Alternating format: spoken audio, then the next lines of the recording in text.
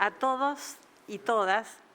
Damos inicio al reporte sobre la situación epidemiológica de la pandemia de COVID-19 en nuestro país. Y en esta oportunidad nos acompaña el ministro de Segegov, ministro Belolio. Muchas gracias por estar presente. Y también nuestro subsecretario de Redes del Ministerio de Salud. En primer lugar, le daré la palabra al subsecretario de Redes para que nos informe sobre la situación hospitalaria en Chile al día de hoy. Muchas gracias, ministra. Muy buenas tardes. Ya transcurrió un mes y 13 días desde que se confirmó el primer caso de la variante Omicron en Chile. Se recuerdan en la comuna de San Felipe, en la región de Valparaíso. Según la información entregada, ese caso correspondió a un extranjero residente en el país que ingresó a Chile el día 25 de noviembre del año pasado, el mismo día en que la Organización Mundial de la Salud reportó el primer caso de Omicron en el mundo. Desde hace un par de semanas, el número de casos de pacientes confirmados con COVID-19 ha aumentado en forma muy significativa, sobrepasando los 9.000 casos en los últimos días. Este aumento explosivo en el número de casos detectados resulta como consecuencia de la diseminación comunitaria de la variante Omicron. Si graficamos este aumento del número de casos confirmados como promedio móvil, o sea, como promedio de la última semana, podemos observar que el número de casos confirmados sobrepasa el promedio registrado en la segunda ola entre los meses de marzo y junio del año pasado. Este aumento se ha observado a partir del 27 de diciembre, cuando se registraron 1.169 casos promedio, aumentando en un 530% a los 7.425 promedio casos actuales. La experiencia internacional nos ha mostrado que esta variante tiene un comportamiento diferente a las variantes anteriores. Como ustedes saben, es mucho más contagiosa, pero aparentemente ocasiona menos cuadros graves que requieren hospitalización en unidades de cuidados intensivos.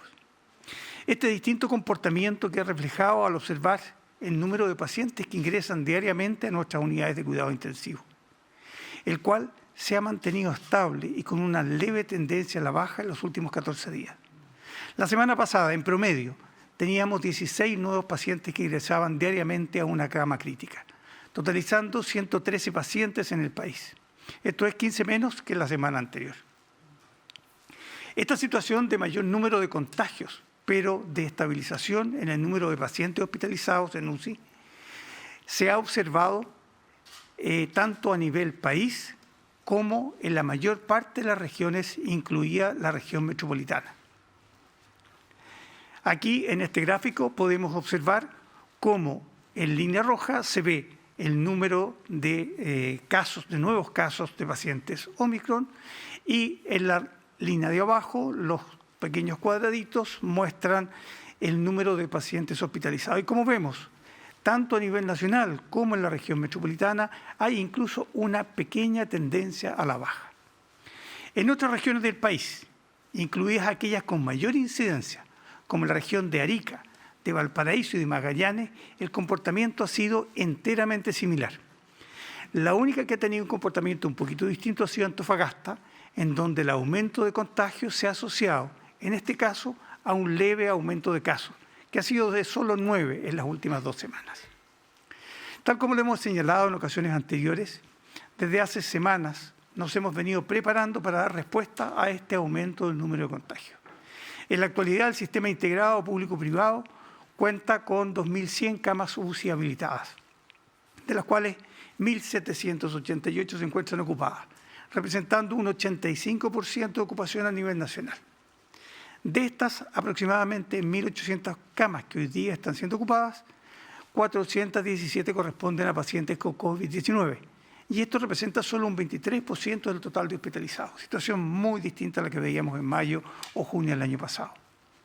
En cuanto a la ocupación de la red integrada público-privada, hoy contamos con 312 camas críticas disponibles para todos los pacientes que pudieran necesitarlo, en cualquier parte del país, habiendo habilitado más de 160 camas en la última semana. Queremos insistir en el beneficio de la vacunación. La siguiente tabla que hemos mostrado en otras ocasiones muestra que la probabilidad de desarrollar una enfermedad grave y de requerir una cama UCI varía significativamente según el esquema de vacunación que tengamos. En la semana del 6 al 12 de enero, del 1.213.000 personas que no tenían un esquema de vacunación, 50 ingresaron a una cama crítica. Esto representa número de ingresos partido por número de personas que no están vacunadas, 4,12 personas por cada 100.000 habitantes no vacunados. Muy distinto es el escenario para los 3.600.000 personas que tienen su esquema de vacunación completo, es decir, primera, segunda dosis y 14 días, ya que en estos más de 3 millones de personas solo ingresaron 27 a una cama UCI. Esto representa 0,75 personas por cada 100.000, lo que equivale aproximadamente a 5,5 veces menos que los no vacunados. Finalmente, de los más de 10 millones de personas mayores de 18 años que al día 12 de enero se encontraban con su dosis de refuerzo, más 14 días, el riesgo disminuye aún más, ya que solo 17 ingresaron a una cama crítica, es decir, 0,16 personas por cada 100.000, disminuyendo casi 30 veces el riesgo de hospitalización. Muchas gracias, ministra. Muchas gracias, subsecretario. Y a continuación le doy la palabra a nuestro ministro de SEGEGOV, señor Belolio. Muchas gracias, ministra. Muy buenas tardes. Estamos a poco de cumplir 2 años enfrentando la pandemia del coronavirus en el mundo completo. Y para todos han sido tiempos duros, difíciles y también tristes. Los sistemas de salud y el personal médico han sido exigidos tremendamente, pero han demostrado una entrega y una capacidad muy valiosa. En estos largos meses hemos ido aprendiendo y acumulando experiencia epidemiológica, lo que ha permitido enfrentar las distintas variantes con mayor efectividad que en otros países. El plan paso a paso, la responsabilidad individual y familiar de millones de compatriotas y obviamente el Plan Nacional de Vacunación, con casi 12 millones de personas vacunadas con su esquema completo y la dosis de refuerzo que, como acaba de mostrar el subsecretario, significa muchas mayor veces de mejora para no tener que entrar a un hospital. Esto nos ha permitido afrontar con mayor éxito las distintas cepas que han ido surgiendo, y en este caso Omicron, cuyo primer caso, como ya decía el subsecretario, se reportó en Sudáfrica a fines de noviembre, pero hoy día es global. Con esta nueva variante, los casos se han incrementado de manera importante en todo el mundo porque es más contagiosa, pero queremos enfatizar también de manera responsable, primero que tenemos que seguir cuidándonos y vacunándonos, y que este aumento no ha significado un alza de fallecidos o de personas hospitalizadas por síntomas graves proporcional en comparación con las variantes anteriores, como recién mostraba también el subsecretario. Y quienes tienen la mayor probabilidad de agravarse, como mostraba él, son las personas que no están vacunadas. Así que háganlo. Hagamos un llamado a que esas personas que no lo han hecho, que vayan a vacunarse y aquellos que están rezagados también. Y por esto anterior es que el número de casos diarios, a diferencia de otras etapas de la pandemia, ya no es el único indicador a observar como el más relevante. Por cierto, que todos queremos tener el menor número posible, pero para eso tenemos que seguir con lo fundamental. Estar vacunados, ocupar mascarilla, lavarnos las manos con frecuencia, usar alcohol gel, respetar los aforos y la distancia física. El virus no se ha ido y es responsabilidad de todos y todas el cuidarnos para que podamos mantener este reencuentro físico que hemos tenido, así como las demás libertades que habíamos ido recuperando.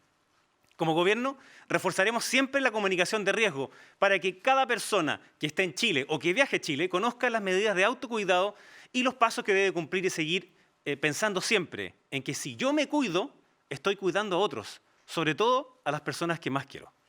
El Ministerio de Salud, encabezado por el ministro París, hoy día la ministra subrogante Valenzuela y el subsecretario Uñac, van a seguir liderando el plan de acción y estrategia preventiva, fortaleciendo la red integrada de servicios de urgencia público-privada, reforzando la fiscalización del plan paso a paso y el plan Fronteras Protegidas, los planes de búsqueda activa de casos en puntos estratégicos y también la estrategia de aislamiento que ha sido fundamental con la disponibilidad de residencias sanitarias gratuitas para personas que no pueden lograr el aislamiento correcto en sus domicilios.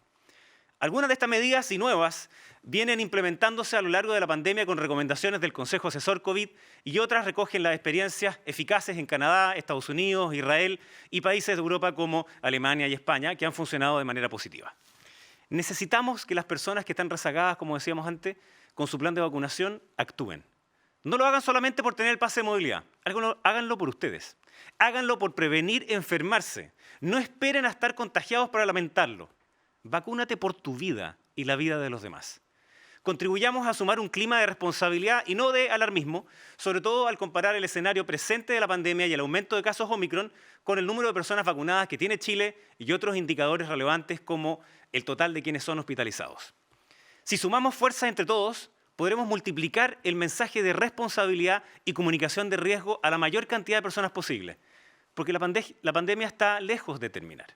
Necesitamos seguir cuidándonos y no aflojar en las medidas sanitarias. Por todo lo dicho anterior, es que se han tomado una serie de decisiones que se ajustan a la realidad actual y que va a presentar la ministra María Teresa Valenzuela. Ministra. Muchas gracias, ministro. Bueno, me corresponde informar cambios que vamos a realizar al plan habitual de manejo de la pandemia. Esto solamente enfocado al problema que hoy vivimos, que es la presencia de Omicron. Según el último informe de la Organización Mundial de la Salud al 11 de enero, a nivel mundial la variante Omicron durante la primera semana de enero ha causado un incremento de casos estimados en 55%. Sin embargo, este incremento no ha repercutido hasta hoy en un incremento de muertes. Los nuevos casos reportados en el mundo están por sobre los 15 millones y sobre 43.000 nuevas muertes. Todas las regiones del mundo han reportado un aumento de la incidencia de casos semanales. Sudeste de Asia ha reportado un incremento de 418% de casos. Pacífico Occidental, un incremento de 122%. La región de Mediterráneo Oriental, un incremento de 86%. La región de América, un incremento de 78%. Europa, un 31%. Esta nueva variante Omicron ha demostrado ser muchísimo más contagiosa, ha sido capaz de desplazar a la variante Delta. En Reino Unido se ha determinado que es 3.2 veces más fácil de diseminarse en contactos domiciliarios comparados con Delta. Pero han señalado que el cuadro clínico es leve, moderado y de resolución más rápida. Los síntomas se inician entre 1 y 3 días desde la transmisión, más rápido comparado con Delta, y la duración del cuadro clínico es variable, alrededor de 3 a 5 días. Estudios realizados en Europa, Sudáfrica y también en Estados Unidos muestran que hasta ahora una menor tasa de hospitalización y una menor gravedad en las personas vacunadas. La alta transmisibilidad descrita para Omicron que se ha reflejado en nuestro país durante la última semana con un aumento sin precedentes de casos confirmados, llegando a superar el récord de casos diarios desde el inicio de la pandemia, permite anticipar que la estrategia de testeo, trazabilidad y aislamiento vigente debe adaptarse para enfrentar esta nueva ola. La alta cobertura de vacunación alcanzada, que indica alta adherencia poblacional a esta medida, nos encuentra mejor preparados para esta nueva ola, especialmente para evitar las formas más graves de la enfermedad. A la fecha, a nivel país, se han administrado un total sobre 45.700.000 dosis de vacunas, lo que se traduce en un 92.5% de que la población cuenta con su esquema de vacunación completo, y se han administrado 11.994.999 dosis de refuerzo, además de haber comenzado con el proceso de vacunación de la cuarta dosis. Considerando los puntos anteriores y la recomendación de expertos nacionales e internacionales, la vigilancia de la dinámica de la pandemia se debe focalizar, al menos durante el brote de Omicron, en la necesidad de hospitalizaciones. Para esto, dispondremos de una red de salud donde todos quienes lo requieren obtengan una atención médica y fortaleceremos la campaña de vacunación masiva para llegar a la población rezagada. Respecto a las estrategias preventivas, destacamos lo siguiente. Reforzaremos la comunicación de riesgo y continuaremos educando permanentemente sobre las medidas de autocuidado, como el uso de la mascarilla quirúrgica, el distanciamiento físico, la ventilación, el lavado de manos, evitar las aglomeraciones, focalizando intensamente estas medidas en la población más joven y en viajeros. En las medidas individuales garantizaremos la cobertura al que enferma. Para ello estamos preparando una red de atención robustecida. Fortaleceremos la red integrada de servicios de urgencia público y privada y prolongaremos las jornadas de atención de SAPU y de SAR, como lo ha señalado el subsecretario de Redes. Reforzaremos la vacunación en todos los lugares en que la dosis de refuerzo aún no supera el 85% de cobertura, prolongando los horarios de atención de los vacunatorios e identificando zonas de vacíos de cobertura, de modo que el sistema de salud llegue a las personas. Adelantaremos la cuarta dosis para todo el personal de salud, siguiendo el modelo de Israel y de España. Iniciaremos su inoculación este jueves 20 de enero. Mantendremos las medidas en el plan Fronteras Protegidas con un testeo en los pasos fronterizos y cuarentena de 7 días para personas sin vacunación o sin pase de movilidad habilitado. Reforzaremos la fiscalización del plan paso a paso con énfasis en el correcto control del pase de movilidad con control de identidad y escaneo del código QR, además de mayores restricciones en espacios cerrados para personas sin pase de movilidad habilitado. En cuanto a la estrategia de testeo, trazabilidad y aislamiento, se contempla transitar de una trazabilidad universal, donde se investigan los casos positivos con el objetivo de identificar y llamar también a sus contactos estrechos, a una trazabilidad orientada a aislar oportuna y correctamente a todos los casos de coronavirus. En cuanto al testeo, los exámenes de PCR y antígeno seguirán siendo el método para la confirmación de un caso positivo de coronavirus, por lo que se continuará con el fortalecimiento de la estrategia de la búsqueda activa de casos en consultorios, puntos estratégicos disponibles para la comunidad en general, en los LEAM y centros de personas privadas de libertad y en otros brotes epidémicos de especial atención. Las personas que presenten síntomas de coronavirus son consideradas como casos sospechosos, los que deben consultar en el centro de salud más cercano a su domicilio y testearse oportunamente, aislándose hasta obtener el resultado. En cuanto a los casos positivos de coronavirus, la estrategia de aislamiento seguirá siendo el pilar fundamental. Las personas notificadas como caso confirmado de COVID-19 deberán aislarse por 7 días, siendo el día 0 el primer día en el que se presentan los síntomas o desde que se tomó la muestra para la detección de SARS-CoV-2, en caso de los asintomáticos, en este último caso. Para llevar a cabo el aislamiento de los casos positivos, seguirá disponible la oferta de residencias sanitarias gratuitas para las personas enfermas que no puedan realizar un adecuado aislamiento en el domicilio o que requieran un monitoreo especial de síntomas por parte del personal capacitado. También se continuará con el programa de control de aislamiento domiciliario, cuyos fiscalizadores se encargan de garantizar que las personas aisladas se encuentren en el domicilio declarado a la autoridad sanitaria. En cuanto a la trazabilidad de estos casos, la estrategia tendrá un nuevo enfoque de responsabilidad individual y autocuidado centrado en el mensaje: si me enfermo, yo te cuido, que consiste en que la persona deberá dar aviso a su condición de caso confirmado a todas las personas que pueda contactar, con las que ha tenido contacto sin la utilización correcta de la mascarilla desde los 2 días antes del inicio de los síntomas o 2 días antes de la toma de muestra del examen, y deberá indicarles que son personas en alerta COVID.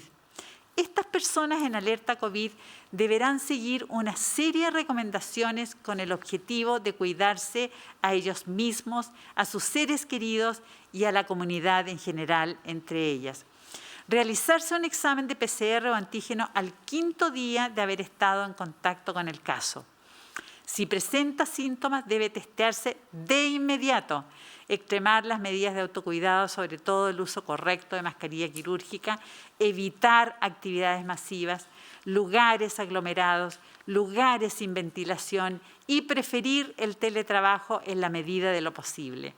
Además, deberá alertar y proteger a las personas que lo rodean. Esto debe ser un esfuerzo conjunto entre las políticas públicas enfocadas en la prevención y la responsabilidad individual. Se mantendrá la trazabilidad por parte de la autoridad sanitaria en situaciones específicas enfocadas en poblaciones vulnerables y centros especiales, por ejemplo, los LEAM y centros con personas privadas de libertad. En estas situaciones se va a priorizar la investigación de brotes epidémicos que incluye la identificación de contactos estrechos. También se priorizará brotes en los distintos sectores productivos, con la colaboración de las mutuales de seguridad y situaciones en que el comportamiento de los casos sea distinto al observado, complementado con estudios genómicos, con PCR de mutaciones o con secuenciaciones genómicas completas. Muchas gracias. Y ahora, entonces, por lo tanto, vamos a tener que dar cabida a las preguntas y a los cambios del paso a paso. Doctor Duñac, usted tiene la palabra. Gracias, María Teresa. A continuación, daremos a conocer, como es habitual, los cambios en el plan paso a paso, los cuales se inician a partir del miércoles 19 de enero a las 5 de la mañana. Avanzan a apertura inicial a partir del miércoles en la región del Biobío, la comuna de Quilaco. En la región de los lagos, comunas de Puerto Montt, Quellón y Castro. Retroceden a transición a partir del sábado a las 5 de la mañana en la región de Tarapacá, las comunas de Pica y Pozo Almonte, además de Alto Hospicio. En la región de Valparaíso, la comuna de Zapallar. Retroceden a preparación a partir del sábado a las 5 de la mañana en la región de Tarapacá, las comunas de Camiña, Huara y Colchane. En la región de Antofagasta, Sierra Gorda, San Pedro de Atacama y Taltal. En la región de Atacama, Tierra Amarilla y Diego de Almagro. En la región de Coquimbo, las comunas de La Serena, Coquimbo, Salamanca, Vicuña y Los Vilos. En la región de Valparaíso, las comunas de Quintero, Quilpué, Papudo, Olmué, Casablanca, La Ligua, Los Andes y Villa Alemana. En la región del Maule, la comuna de Bichuquén. En la región de Ñuble, Chillán, Bulnes, Copquecura, El Carmen, Yungay y Chillán Viejo. En la región de Biobío, la comuna de Yumbel. En la Araucanía, las comunas de Villarrica, Cunco, Saavedra, Freire, Lonquimay, Victoria, Lautaro y Vilcún. Y en la región de los ríos, Mariquina y Futrono. En la región de Aysén, Coyhaique y Sistres. Y en la región metropolitana, todas las comunas. Muchas gracias, ministra. Muchas gracias, subsecretario. Entonces ahora abrimos la posibilidad de hacer las preguntas que tenga la prensa. Ministra, ¿cómo está? Muy buenas tardes. Subsecretario, ministro, extenderle el saludo. Preguntarles por las proyecciones. El doctor Mauricio Canals, de la Escuela de Salud Pública de la Universidad de Chile, emite hoy un informe donde habla de que si todo sigue igual, si siguen las tendencias, en 2 semanas más podríamos incluso superar los 43.000 casos nuevos. Los 10.000 casos del presidente Piñera quedarían cortos en este escenario. ¿Cómo proyectan ustedes esta cifra? ¿Podríamos llegar a alcanzar esos 43.000? Y también, ¿cuándo creen que haya ya una caída en la curva? Lo otro que quería preguntarles tiene que ver con las recomendaciones del Consejo Asesor. Ahí usted, ministra, ya comentaba algunas medidas a tomar, pero se echa de menos un poco el tema de reducir los aforos. Actualmente en la fase 4 se permite hasta 1.000 personas en ciertos espacios con el pase de movilidad. ¿Cómo va a ser esa medida? ¿Se van a reducir finalmente los aforos? Y también preguntarle por el pase de movilidad. Se necesita una estricta fiscalización y al parecer eso no ha ocurrido hasta el momento. El simple llamado a fiscalizar no estaría resultando. ¿Qué se está trabajando al respecto? Bueno, muchas gracias por las preguntas, son varias, así que por lo tanto hay distintas respuestas. Respecto de la primera pregunta sobre las proyecciones del doctor Canals, nuestras proyecciones incluyen diversos escenarios y en algunos de ellos se contempla un alto número de casos diarios. No obstante, preferimos no dar cifras porque el grado de incertidumbre es alto, sino más bien detenernos en reforzar todo lo que son las conductas que puedan ayudarnos realmente a poder controlar este gran incremento de casos, ¿no es cierto?, evitar la transmisión de estos casos y así prevenir la gravedad de la enfermedad.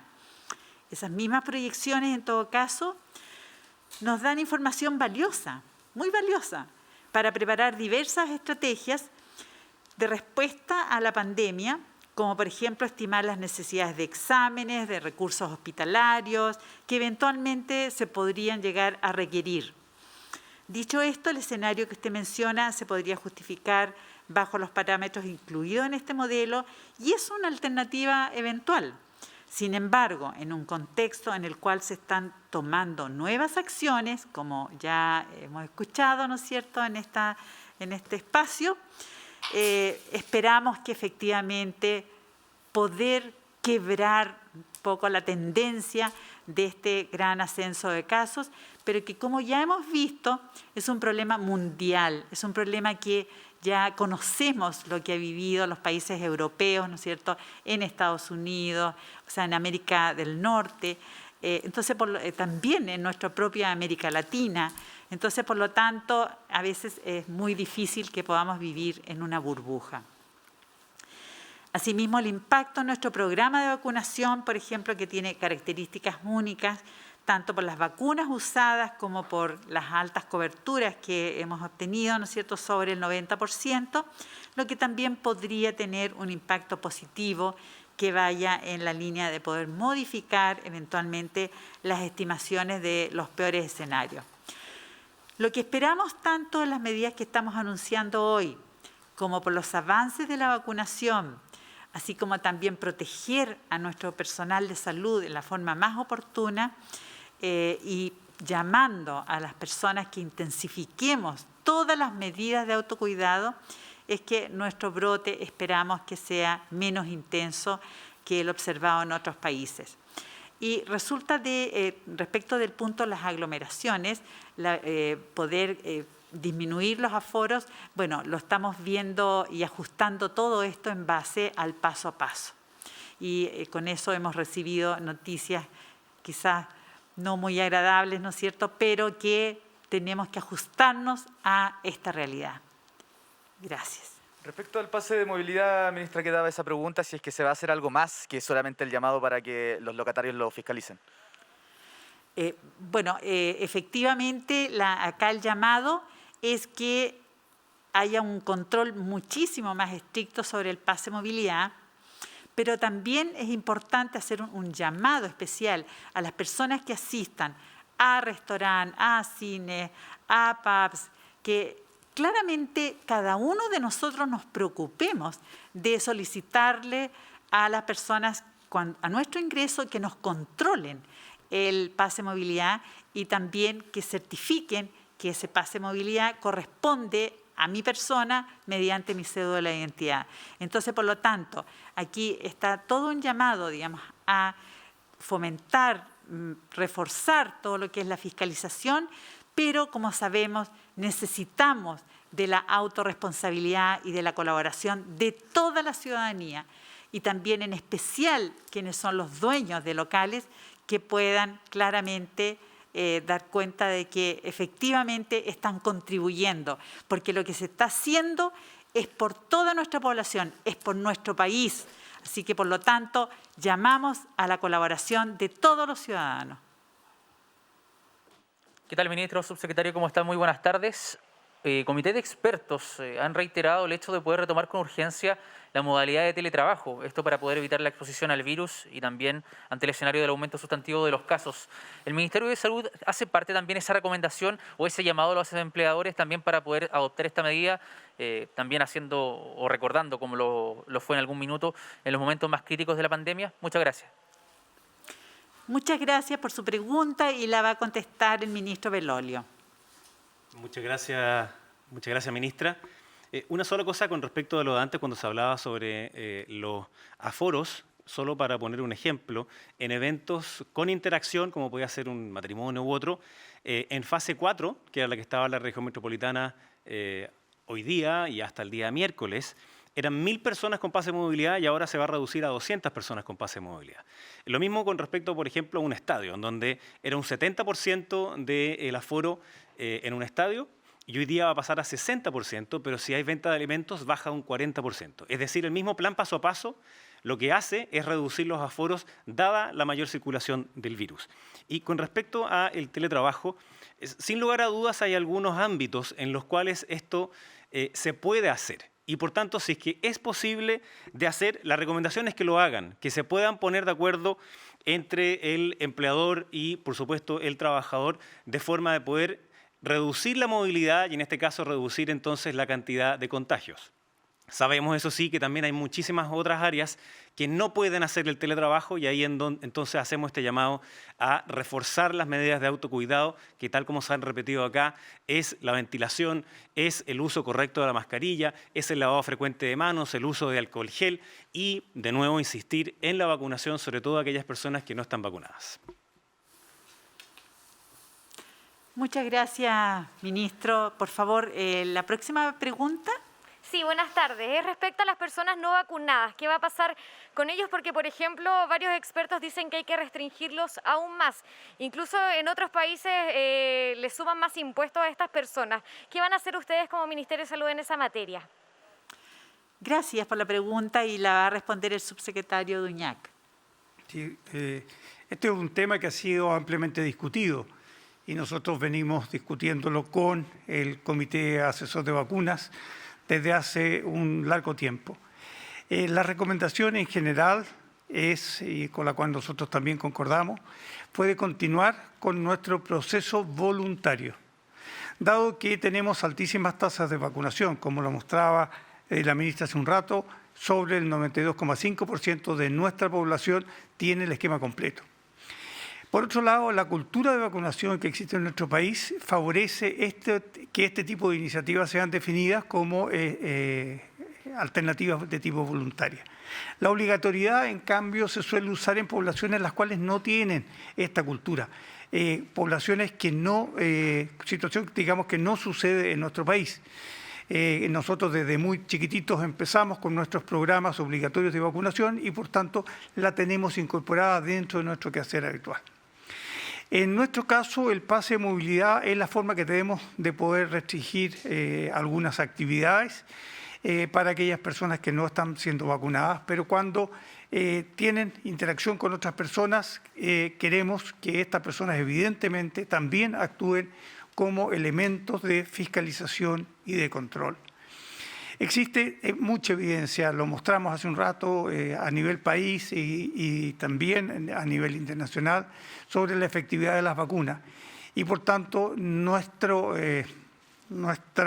deseo es que esta gente se siga informando de la importancia que tiene el proceso de vacunación y por tanto que se sigan vacunando. No pensamos de ninguna manera que la obligatoriedad en esta materia deba pasar por sobre conceptos de libertad y de solidaridad.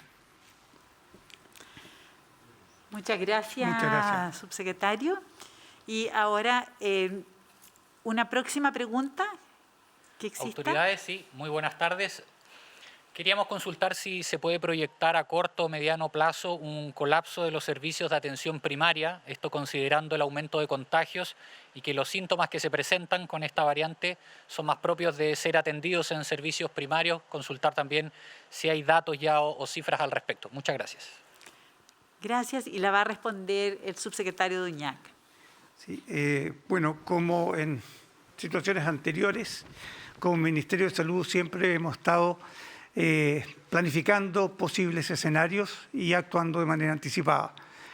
En esta nueva variante ha sido repetir un poco lo que hicimos con variante Delta, también tratar de anticiparnos y ponernos en distintos escenarios atendidas las particularidades que tiene este virus.